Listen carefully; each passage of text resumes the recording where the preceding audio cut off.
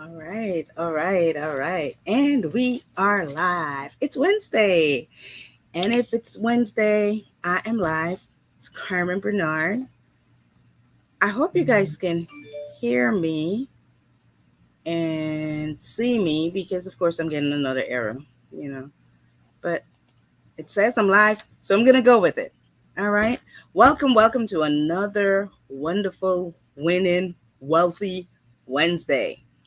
And tonight, I'm going to finally finish up what we were talking for the last 6 or 7 weeks. I'm not even sure. We've been talking about steps to financial security. So tonight, it's by the numbers. The first thing we're going to start with is some steps, some actions to overcome to prevent or to stop financial procrastination, right? We got to get started. Sometimes I don't blame anyone because I have the same problem too. I get so much information and now I'm on information overload. Guys, come on in, say hello. I don't know why I say come on in. You're here. Hey, hello, Aaliyah. Thanks for joining me tonight. If you are here, say hello.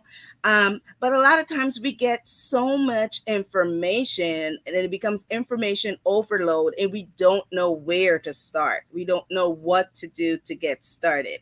And so tonight I want to talk about some things that we can do, 5 things that we can do. Number five things that we can do to prevent us from uh, or to overcome this financial procrastination, right? So number one is go back on my page, go back in the group, go to my YouTube page, and just take a look at the things we've talked about over the last couple of weeks. Just look at it again, right? Or and look at it 2 times if that's what you need to do, right? The second thing to do is to call me and schedule a consultation. Just get it done, get it started. And I say call me, but call a financial professional, someone whom you trust. You might have been hearing them on Facebook, YouTube, TikTok. They're all over. Pretty soon we are not going to be able to say that we wish we knew because now we're having, hey Saran, thanks for joining. Now we're having overload. We're having more information than normal. So the thing is, the truth is, lots of this information was never shared with us before, but now that that information is being shared with us, we've got to do something about it, right? So that's number 5. That's number 1. Go back and look at those videos. Or number 2, call me or someone else that you can connect with, some trusted professional, and schedule a meeting this week to get that done. All right. The third thing that we can do is to look at the steps we talked about during this journey. Look at the steps and set some specific goals for them, right? Number 1 in that list was to get a financial education. Now, we're on every Thursday. Lots of other people are on sharing information. You can also buy books and read. One of these nights we're going to do, or I am going to do, definitely going to do on mine, but even on the Millionaire Ladies Mobs on Thursdays, we'll recommend some books for you guys to do. Maybe we'll do that weekly, and every week have another book that we can recommend. But getting a financial education is important because if you don't know or understand how money works, due to no fault of your own, because it's not taught, we're now trying to teach that. Y'all, I wish I knew, and I still don't know everything. I wish I knew, and I still don't know everything. But go back and number 1 is to get a financial education so that you understand why it is that you have to do what you need to do. That's number 1. Number 2 was to set some proper protection in place. And we talked about life insurance. We kind of scaled over it a little bit, but that's the foundation of financial security. Then number 3, we talked about creating an emergency fund. Number 4, we talked about applying debt management, figuring out who we owe, what we owe, and how we will attempt to get that down. Number 6, we talked about building your wealth. Oh, no, wait, I skipped one. We talked about protecting your wealth. Protecting your wealth. Even though you don't have it or you can't see it, we have to protect our wealth right now, where we are, wherever we are. And then number 7, we talked about building your wealth, right? We talked about increasing cash flow as well. So those are the different steps. We just want to go back and look at those videos and write down those steps and then put a date of when you are going to do this. All right. If I'm going to get, I want to read 2 financial books by the end of the month or 1 financial book by the end of the month, really and truly make it, set a goal, set a deadline, and do it. All right, another thing that you can do is to work with someone else. Work as a team with your partner. Work as a team with your spouse, your children, right? A trusted friend. Somebody, just work with them. Right now is a time, I always talk about us passing down what we learn to our children, to our children's children. We want to pass down generational education. So work with them. Don't let them also have to say that they wish they knew, but work with them. And then put these goals and deadlines someplace that you can always, so that you see them, right? Put those goals and deadlines so that you see them. When you want to lose weight, some of us put up a picture of the guy we want to be, or the girl we want to be, or the guy or girl we used to be and we want to be, get back there. But we want to put that up, put our goals and our deadlines someplace that we can see that, whether it's in front of a closet, whether it's in front of a mirror, whether it's in your bedroom, somewhere you're going to see that every single day, right? So those are 5 things that we can do to, overcome financial procrastination. 5. 4, number 4, I'm going to talk about 4 threats that every wealth builder must conquer, right? We are wealth builders, right? We're eliminating debt and we're building wealth. In order for us to close the wealth gap, this is what we've got to do. So what are 4 threats that we must conquer? Well, number 1, I just spoke about it. It's procrastination, right? We talked about the time value of money, and that the time to save and the time to invest and the time to start is right now, right? The sucker person, they skip through life thinking about, I'm going to put it off. I'm going to wait till I get a new job. I'm going to wait till I get a promotion. I'm going to wait until, whatever. My kid is not ready to go to school yet. That'll be take care of it for itself. We need to start right now. We need to start planning right now, saving right now, investing right now. And so, we got to get rid of procrastination. And we just talked about 5 things that we can do, a couple of things that we can do to get rid of procrastination. The next thing that we've got to overcome, right? So these are threats to your wealth, or threats to building your wealth, but these are also threats to stealing your wealth. They're wealth stealers, okay? Procrastination is one of them. The next one, inflation.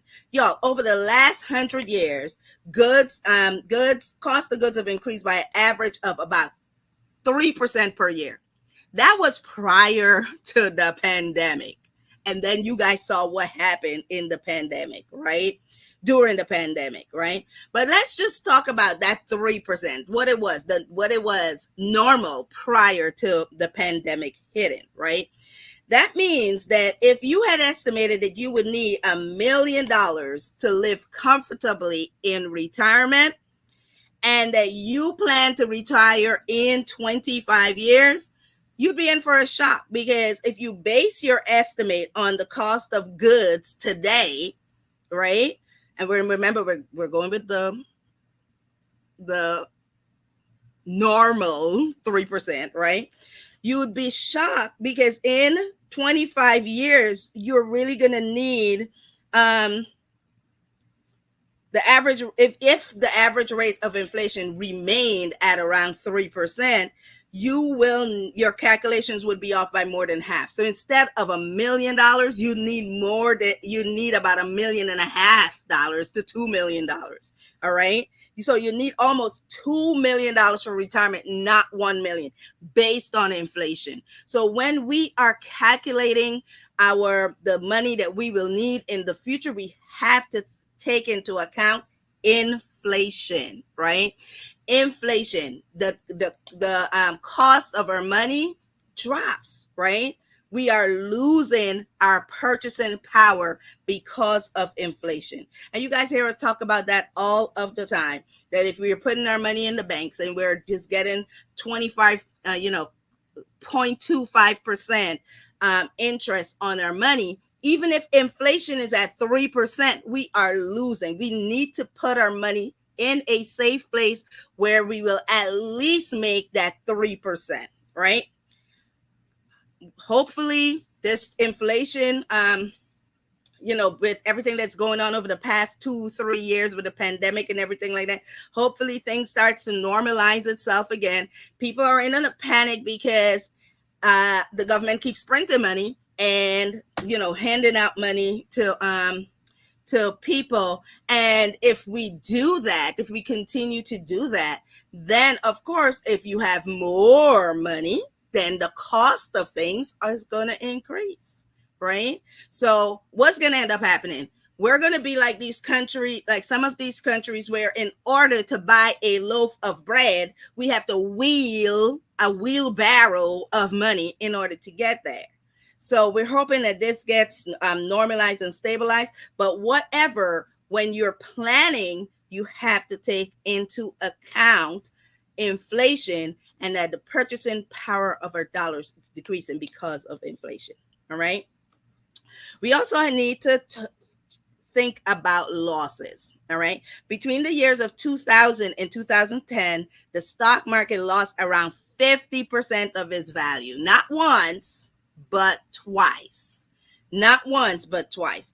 And those losses devastated so many families who were counting on those consistent gains to be able to meet their investment goals. So it's wise to heed the famous Warren Buffett when he said, rule number 1, never lose money. Rule number 2, never forget rule number 1. So our strategies to shield our wealth from loss and principles are often overlooked. We don't think about that, right? Look at this year, okay? We have lost, I think it's close to 30% or 33 or whatever percent. We have to put that into our plans when we're thinking about building wealth. So it's not just number 1, start right away. Number 2, we're losing money because of inflation. So we have to try to beat Mr. Inflation. Number 3, we have to look at losses, right? And I'm going to talk a little bit more about losses in a second, because a lot of times, and think about this question by the time I get there. If you had $100,000 in the market and you lost 50% of it, how much would you have to gain in order to get back to your original balance? So think about that, and I'll come back to that, okay? Number four, taxes. Sales tax doesn't sneak up on you, right? We know it's there. It's right there on the receipt.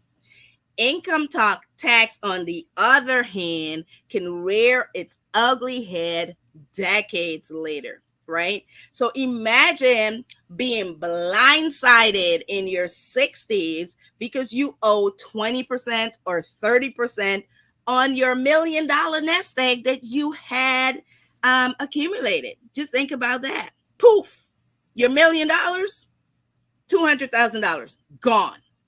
$300,000 gone. And where does that leave you, right? So your $1 million is now your $600,000 nest egg. So we have to think about taxes in the future. It's a critical time for us to think about these threats. And when we plan how to conquer them. All right. So that was four threats that every wealth builder must conquer. Four things that we must conquer. So let's talk about three, right? We started at 5, 4. So now we're at 3. 3 strategies to protect against the impact of losses. So remember, I was just talking to you about your $1,000,000 or $100,000. If you had $100,000 set away someplace, right? And suppose you lost 50,000 of 50% of that $100,000, right? Now you're at $50,000. Well, how much do you have to gain back to get back? What kind of gain do you have to get back to your 100,000? Right? And offhand, a lot of people would say, well, I just need to gain back 50%. The truth of the matter is you need to regain 75%, because if you once you your $100,000, you lose 50% of it, right? Now you're at $50,000. And if you gain 50%, now you only gain of that, you now only gain 25,000. This is going to bring you to 75,000. It doesn't bring you back. So in order to get back there, we need you. Sorry, I said 75% gain. You need 100% gain to get back to where you were originally, right? And I just said that between 2000 and 2010, that happened twice, where the market lost 50% of its value and people saw their money disappear. Poof, right? So if they had $1,000,000 in there, it was down to $500,000. And now, how long will it take them to get back to $1 million? Right? So we have to think about that. So here are 3 strategies that we can use to protect ourselves against losses. Number 1, we want to reduce the risk of losses by picking investments with lower risk, right? Unfortunately, the rate of return is typically lower on those investments, right? That's why if you start early, you have time and you can do that. But depending on where you are and what's your how risk averse you are, and different things is going to be different strategies are going to be for different people. But one thing that we know is, even though we will get a lower return with less risk, we want to diversify, and so that we can have our we're not having big losses on big chunks of our money. So we want to diversify our portfolio across different types of investments in multiple industries. Now, you can even do that, guys, with your 401k. Many of us, we sign up, they say sign here, and okay, I'm going to put this amount of money into my 401k, and you just put it there and you just leave it, or you don't do anything, or you just take what the whatever day it assigned to you. You are able to go in there most of the times, and you want to talk with your HR, talk with your investment person, your financial person, and go back and make some changes, right? But diversify your portfolio across different types of investments in multiple industries, so that you can vary the risk. And that's what's called diversification, right? Number 3, you want to utilize vehicles tied to investment markets that allow you to benefit from the gains, but eliminate the risk of loss. And that's another strategy, another thing that you can do to help to protect you against loss. So instead of putting all of your money in one place, there are vehicles that you can use that will allow you to participate in the upside and not in the downside in the market. So when the market goes up, you gain, and someone else is taking all the deep risks, but you gain. When the market goes down, you never ever lose. So you want to take part in some of that. All right. So Those are three strategies that we can use to protect us against losses, right? I wanted to quickly go over inflation, but let me do that right now because I'm not sure that I talked a little bit about inflation and how it impacts your dollars because you lose the purchasing power of your dollars when inflation rises. I mean, think about it, right? If you have $100 in your account and inflation is 3% for that year, now that $100 can only buy $97 worth of stuff. Okay. Um, so inflation is like the tax of time, right? I told you the annual inflation rate was right about around 3% for the last 100 years until we got into the twilight zone of COVID-19 in the past 3 years. And then it's been crazy. But what do we need to know? What do we need to understand about inflation? It's how many years does it take for the cost of goods to double if we were at a steady 3% of inflation, right? And how do you figure it out? We use what is called the rule of 72. And I know you've heard me talk about the rule of 72 back when I used to do big legacy talks, but it's a good time to revisit it. So with the rule of 72, you are able to use the number 72 and divide it by whatever that interest rate is, whether it's the interest rate for inflation or whether it's the interest rate that you're getting a return on your money.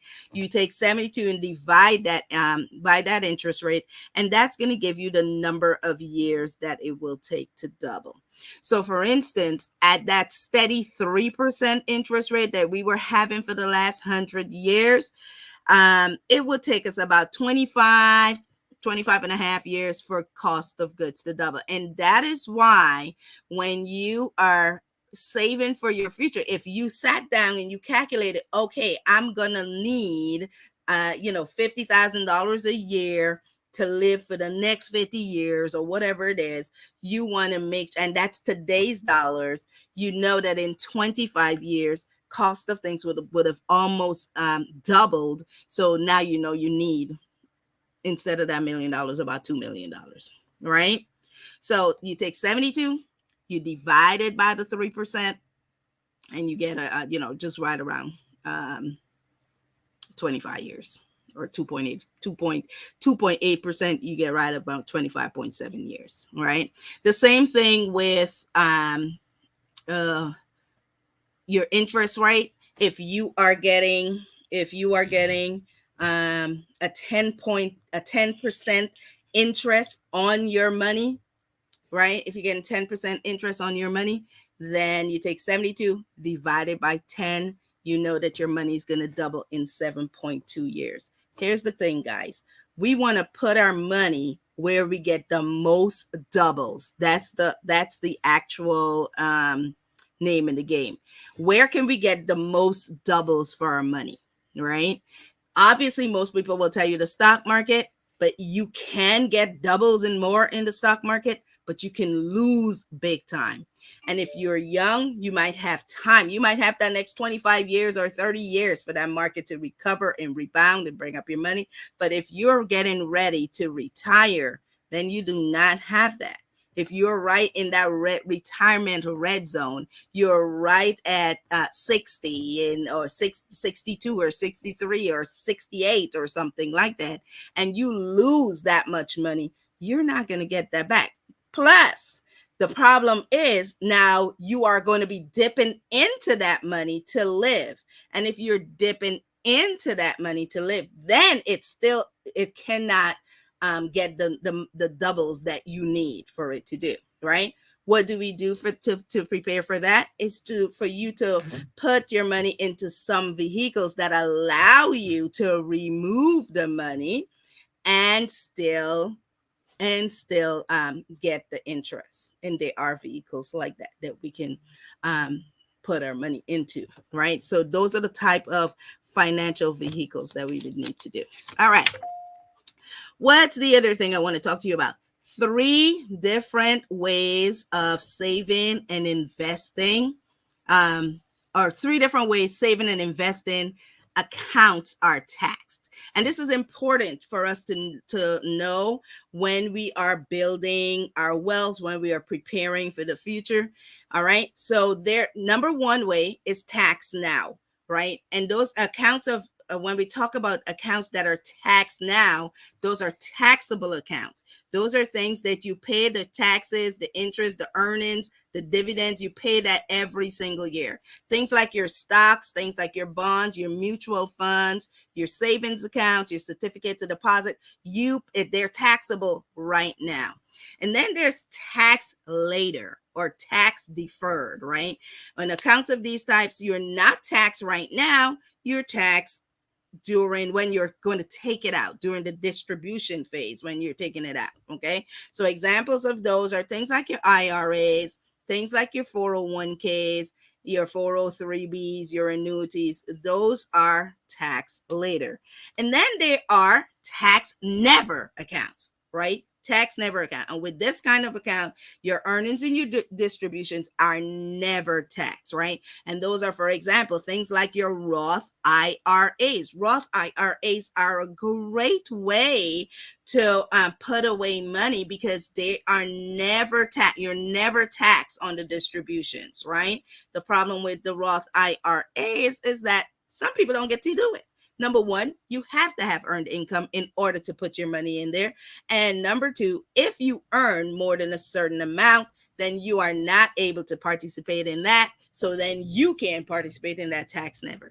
What's another example of tax never accounts? Permanent life insurance. So that's another one where you put in the money, and when you take it out, it's not taxable, dependent on how you do it. All right. And then municipal bonds are things that are not taxed. However, it all depends. If it's in it wouldn't be taxed in that municipality. How do you say that word? Right? However, other taxes may apply, right? Then you have your college savings plans.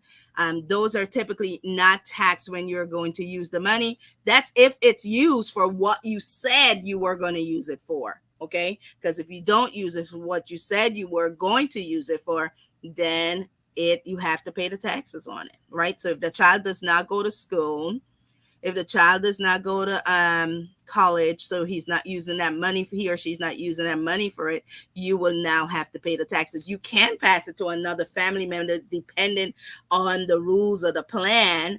But wouldn't you rather do it where no matter what they use the money for, they can do the taxes. You don't have to pay the taxes on there. You added it to be in a tax never. Which one would you rather? Tax now, tax later, or tax never? Apparently we can't get away from taxes, but we can definitely alternate to fix those buckets so that we have a lot of our money in the tax never portion of the bucket, right? So you got your tax now bucket, your tax later bucket, and your tax never bucket. And we want to make sure that we're putting that money where it's putting our money where it's the most of the taxes, right? We've paid any taxes that we're doing it, and now that we're going to reap it, we'll reap it without the taxes, right? There's a question that we often ask, us as financial professionals always ask. The big question that you want to answer is, when do you want to pay taxes? When do you want to pay taxes? Ask me that question. I'm going to tell you, I never want to pay taxes, right? I never do. However, those two things are guaranteed, taxes and death, right? So here's the thing though. We can decide whether we want to pay taxes on the seed or if we want to pay taxes on the harvest, right? Paying taxes on the seed, for instance, if you think about it as the farm, there's a parable for the farmer, right? The seed versus the harvest. When do you want to pay the taxes? Do you want to pay it on the $10,000 now, Or do you want to wait on that until that $10,000 turns into $100,000 and then pay the taxes, right? Paying taxes now, you pay at today's rate. Paying taxes in the future means you'll pay at some future rate, which could be higher, right? I don't know if it will be higher, but for everything that we're seeing and from all of the experts that are speaking, they're saying that taxes could be higher. We are in the lowest tax rate ever right now. But I know that I do not know. I don't have a crystal ball to look in to tell you exactly what taxes will be in the future. But because of all the things that we have to pay for, um, it would seem that taxes would be higher in the future, and you can have control of what you pay, right? All righty. So I always go off. I always go off on things that I wanted to talk about. So I try to make some notes, and then I don't know what I did with my notes. But anyway, so those are some of the things that we have to think about that can bring the whole conversation that we've had about financial stability and getting there. Those are some of the topics or the things that I wanted to touch on and to close that up. That entire series is still out there, is still available. Maybe I'll grab it and put it into one nice thing for people to be able to get back to.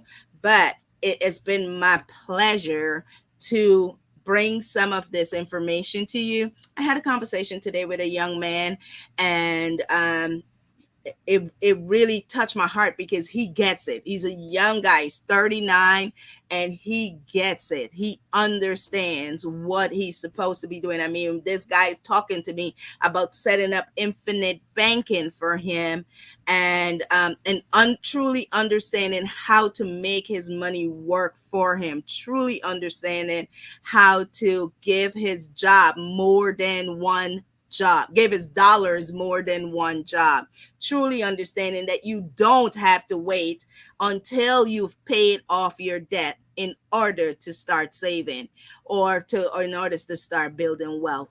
He truly understood all of those things. So it really touched my heart speaking with him on that conversation, being so young. Here's the thing. I wish someone when I was in my 30s had spoken to me about some of these things. But at some point in time, we're going to have to stop saying they didn't tell us, they didn't teach us. That is the truth. That is the facts.